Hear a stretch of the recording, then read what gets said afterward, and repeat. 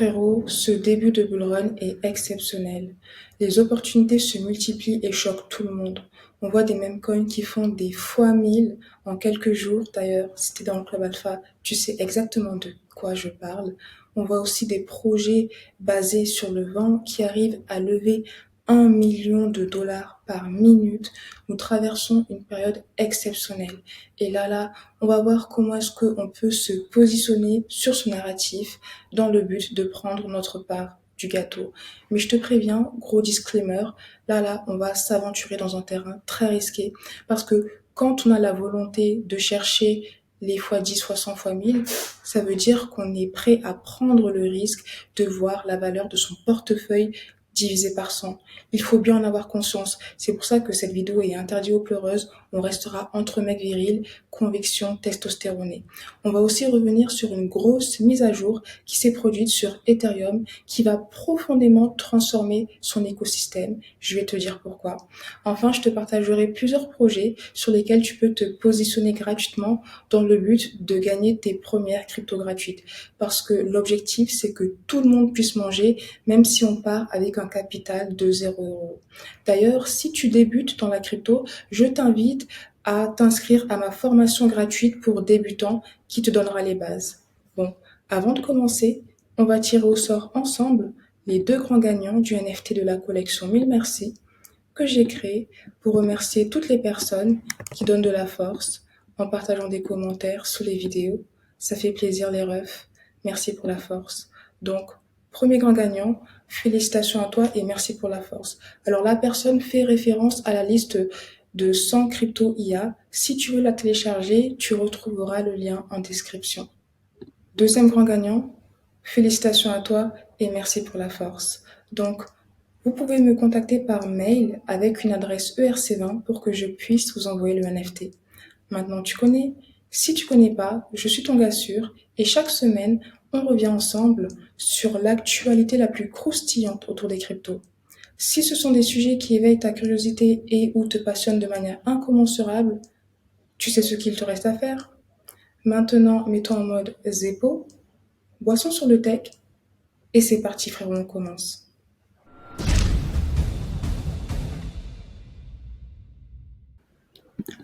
Une blockchain est en train de faire de l'ombre à Ethereum. Quand on compare les recherches Google reliées aux termes Ethereum et Solana, on se rend compte que Solana vient de dépasser Ethereum qui voit une baisse de ses recherches. Solana est de plus en plus populaire. En plus de cela, le sol vient de dépasser les 200 $. C'est notamment relié à la hype qu'on peut voir autour des meme coins. On va en parler juste après. L'autre victoire pour le sol, il vient à nouveau de dépasser le BNB en termes de capitalisation de marché et se hisse aujourd'hui à la 4e position des cryptos les plus capitalisés.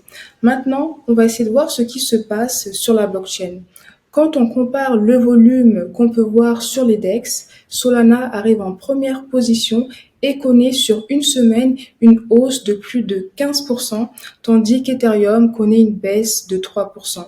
Et si on compare la variation de la TVL, alors la TVL, c'est le montant en dollars qui est déposé, bloqué sur les blockchains. Bien que Ethereum ait une TVL supérieure à 52 milliards de dollars, sur une semaine, Ethereum a connu une baisse de 11%, tandis que Solana, qui est la 4e blockchain avec la plus grosse TVL, a connu cette semaine la plus forte hausse avec une hausse de 26%. L'engouement autour de la blockchain Solana est bien présente. Alors, je t'avoue que c'est la blockchain que j'utilise le plus. Et si tu es dans le club alpha, tu vois toutes les choses qu'on est en train de faire sur les mêmes coins qui sont sur Solana. Et on peut voir cet engouement de la part d'autres acteurs. Par exemple, je viens à l'instant de recevoir un mail de Binance qui m'annonce que son portefeuille Web3 est maintenant compatible avec la blockchain Solana. Et c'est étrange parce que Binance a sa blockchain, la BNB Chain, mais elle voit très bien que l'engouement sur Solana est d'autant plus grand. En tout cas, moi, je reste bullish sur le sol. Tu le sais très bien que j'avais pris les premiers sols à 19 $. Là, c'est à 200 $. On vend toujours pas. Je pense que ça peut aller beaucoup plus haut. En tout cas, partage-moi tes retours en commentaire. Maintenant, on va changer de sujet. Je vais te partager une nouvelle sur cette mise à jour qui va changer à jamais le futur de l'écosystème Ethereum. Cette semaine, on a vu la mise à jour d'Ankun live sur Ethereum. C'est la plus grosse mise à jour après The Merge et elle va permettre aux frais de transaction sur les blockchains L2 d'être réduits drastiquement. Donc les blockchains L2 sont toutes les blockchains qui se basent sur Ethereum, qui est la L1. J'avais fait une vidéo complète sur la modularité des blockchains si tu veux en savoir plus, sur les différentes couches. Mais quand on regarde l'évolution de ces frais, alors qu'on pouvait même avoir des frais qui pouvaient monter à plus d'1 $, mais qui se situaient à peu près à quelques dizaines de centimes, après la mise à jour, on remarque une chute drastique des frais et là, ils sont inférieurs à 1 centime, voire 0,001 centime. Alors, je pense que c'est une mise à jour qui aura un fort impact sur le développement des L2 et ça va être intéressant d'observer ce qui va se passer. Parce que si on reprend Solana, on sait qu'un des arguments majeurs et un des avantages majeurs que Solana avait par rapport aux autres blockchains, c'était justement qu'elle avait des frais qui étaient moindres, inférieurs à 0,001 centime. Mais là, si on voit que les blockchains L2 arrivent à avoir des frais similaires aux frais qu'on peut avoir sur Solana, qu'est-ce qui va se passer? Est-ce qu'on va avoir une liquidité sortir de Solana pour être réinjectée sur CL2? En tout cas, affaire à suivre. Et l'autre chose que tu peux essayer de faire pour essayer d'avoir une longueur d'avance sur le marché, actuellement, on sait que Solana, c'est la blockchain qui a la plus grosse hype, mais si tu penses qu'une autre blockchain pourrait lui voler la vedette, tu peux essayer de te positionner en avance. Je te partage ces petites réflexions. Tu en fais ce que tu veux. Maintenant, il fallait aussi que je te parle de cette nouveauté MetaMask qui est très pertinente pour l'adoption massive. MetaMask est en train de faire des tests pour intégrer Mastercard et permettre aux utilisateurs d'effectuer des paiements grâce à Mastercard facilement à travers MetaMask. Alors même si ce n'est pas une fonctionnalité que j'utiliserai parce que quand je suis dans la finance décentralisée, j'aime bien être totalement décentralisé et ne pas relier des applications du Web 2, c'est quand même ce genre d'initiative qu'on a besoin pour l'adoption massive parce que les nouveaux à l'écosystème crypto auront besoin d'un pont pour transitionner du Web 2 au Web 3. Donc c'est une initiative qui est très très très positive pour le futur de l'adoption massive. Maintenant, on va rapidement parler du narratif IA. On en avait parlé la semaine dernière. Tu sais que cette semaine, il y a une grosse conférence reliée à l'IA organisée par Nvidia et il est fort probable que des crypto-IA connaissent une forte hausse. Par contre, cette semaine, on a pu voir une baisse de ces cryptos. Et la question qu'on peut se demander, mais pourquoi les cryptos IA baissent? Elles n'ont plus de valeur, elles ont perdu leur potentiel. Alors non, en fait, c'est un phénomène normal qui arrive à toutes les cryptos, même les plus avancées, même celles qui ont les meilleurs fondamentaux. En fait, les personnes qui s'étaient positionnées bien avant ont tout simplement décidé de prendre leur profit. Et ça peut aussi permettre à d'autres personnes de se positionner avant une future hausse si on pense que ces cryptos pourraient s'apprécier à nouveau. Par exemple, là, on peut voir que sur une semaine, le GTI a connu une baisse de 10%. Pareil sur Bitensor qui est un gros projet crypto IA, ça ne veut pas dire que ces projets sont morts. Encore une fois, c'est juste une baisse pour mieux repartir. En tout cas, partage-moi tes retours en commentaire. Et si tu veux recevoir une liste de 100 crypto IA à Dior pour dénicher quelles sont selon toi les plus pertinentes, tu la retrouveras en t'abonnant à la newsletter. Maintenant, on va parler du Bitcoin. On a vu que le Bitcoin avait baissé aussi pour les mêmes raisons. Ça peut être une opportunité pour des personnes de se repositionner. Mais l'intérêt autour du Bitcoin est quand même toujours présent si on a une vision long terme. Là, on sait qu'il y a plusieurs fonds qui ont vu leur ETF Bitcoin être validé. Donc là, c'est un peu une guerre pour essayer d'attirer le plus de capitaux vers son ETF Bitcoin Spot. Et on vient d'apprendre que Van Eck a décidé de temporairement couper les frais sur son ETF justement dans le but de ramener plus de capitaux. L'autre information que je voulais te partager par rapport au Bitcoin, c'est qu'on a Bernstein qui a partagé ses prédictions. Selon eux, il me semble que c'est un groupe de rechercheurs, le marché crypto pourrait dépasser les 7 trillions de dollars d'ici 2025, sachant qu'aujourd'hui, le marché crypto avoisine les 2 trillions. Ça veut dire qu'il pourra faire un x3 voire plus. Et Bernstein pense aussi que le Bitcoin pourrait atteindre les 150 000 dollars d'ici la fin de l'année. Alors, personne n'a de boule de cristal, personne ne peut prédire avec exactitude quel prix aura le Bitcoin à la fin de l'année, mais ça peut quand même être intéressant d'évaluer son potentiel parce que si tu penses que le Bitcoin peut atteindre 150 000 dollars à la fin de l'année, tu peux juger si c'est intéressant ou pas d'investir aujourd'hui quand il est à 60 000 dollars. En tout cas, partage-moi tes prédictions pour le Bitcoin à la fin de l'année. Maintenant, parlons des meme coins. Alors, ce n'est pas un narratif qui fait l'unanimité et ça peut se comprendre parce que quand on voit des projets qui sont en train de construire pendant des années, qui ont des fondations solides, qui peinent à décoller et que de l'autre côté, on a des projets qui sont basés sur le néant, construits en quelques heures, qui explosent, on peut remettre en question les fondamentaux de la blockchain et de l'écosystème dans lequel on est en train d'évoluer. Mais je pense qu'il faut essayer d'avoir une approche différente. Alors, c'est vrai que ça fait mal de voir un même coin créé en un jour exploser quand on a un projet qui a construit pendant 5 ans resté au même point, mais force est de constater que les mêmes coins sont en train de faire partie intégrante de la culture. On ne peut pas passer à côté de ceci. Et donc, l'approche que je préfère avoir, c'est une approche scientifique et de décider justement d'expérimenter ces mêmes coins pour voir où est-ce qu'on peut aller. Parce que, encore une fois, force est de constater que ces mêmes coins peuvent te permettre d'avoir des fortunes colossales, mais ce n'est pas sans risque. Et là, on va analyser ensemble les multiples gains que des personnes ont réalisés. Je vais aussi te partager les pertes et quelques outils pour s'en protéger. À la fin, je vais aussi te partager ma méthode Memecoin pour surfer sur ce narratif en limitant au maximum les risques. Mais avant ça, quelques faits quand même sur des gros meme coins à connaître. Le WIF a connu une croissance assez élevée à un tel point que c'est aujourd'hui le quatrième plus gros meme coin en termes de capitalisation de marché. Et il y a quelque temps, la communauté a réussi à lever plus de 650 000 dollars pour payer une publicité sur une grosse boule qui est présente à Las Vegas. Alors là, ça, c'est incroyable. Et l'autre chose concernant le WIF qui vient de tomber, on a un trader influent qui vient d'acheter l'image originale du WIF pour 4 millions de dollars. Alors, on voit vraiment qu'on est dans un monde qui est décorrélé de la réalité.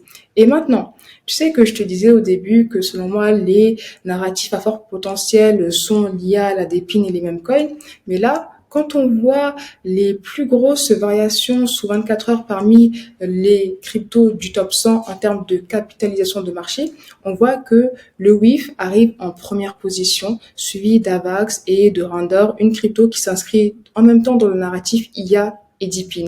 Et je pense sincèrement que les mêmes coins sont vraiment le narratif avec le plus fort potentiel, mais ce n'est pas sans risque.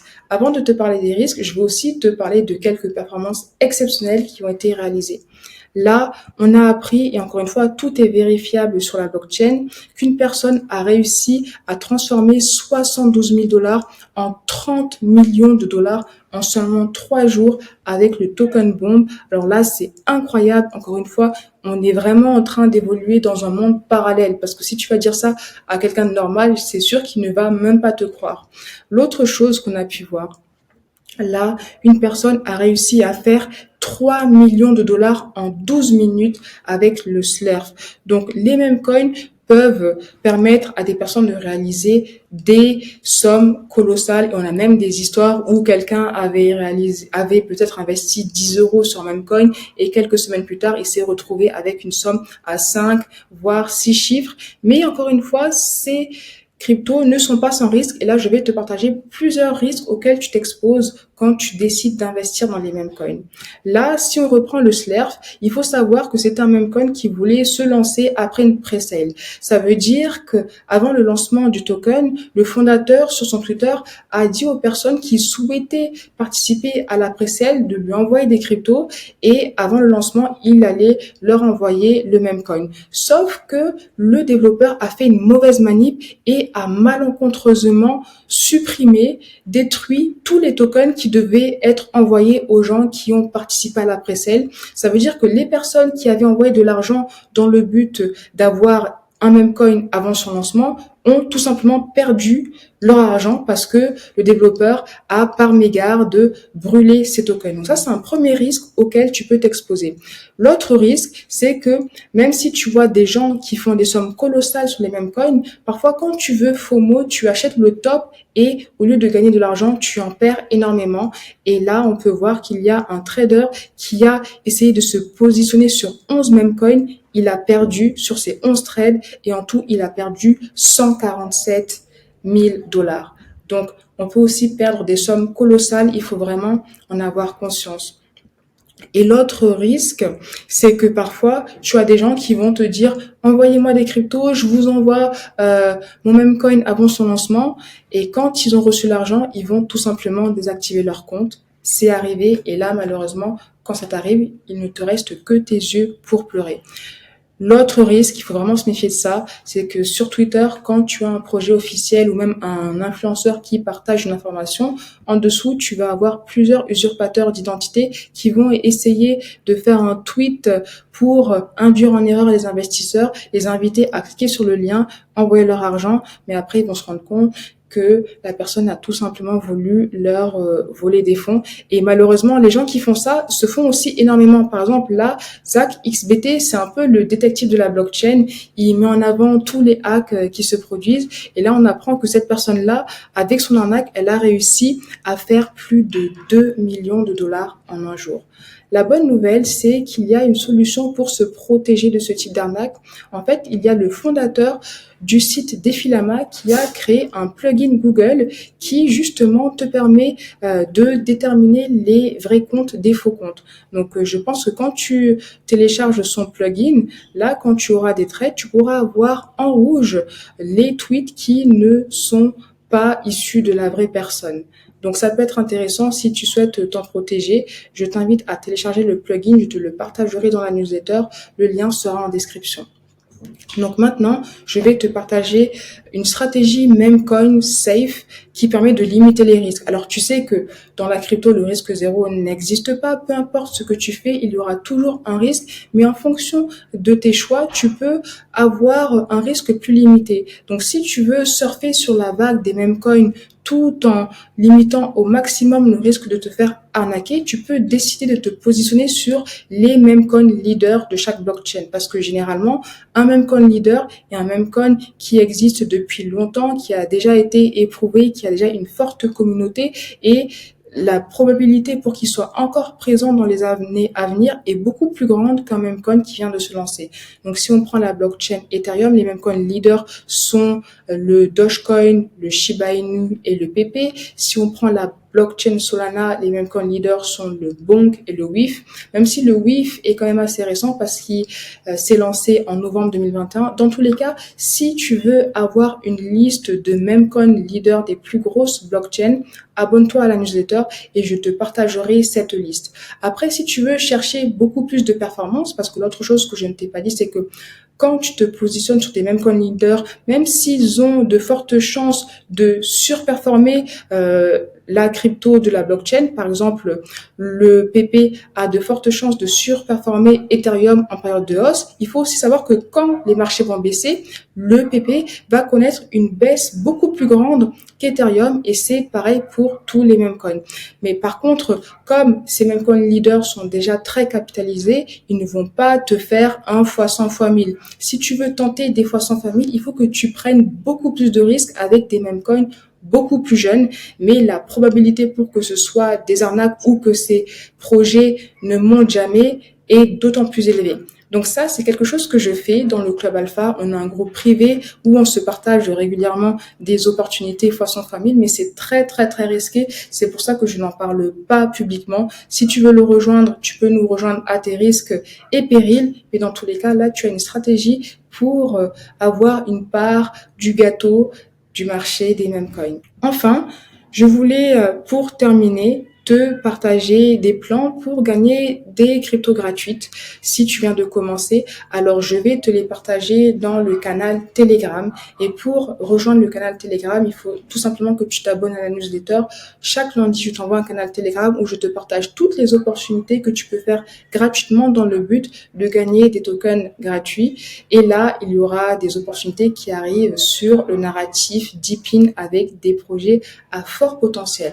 Bon, c'est tout pour moi. Merci beaucoup pour ton temps. J'attends tes retours en commentaire et je te dis à très très très très vite pour une nouvelle vidéo.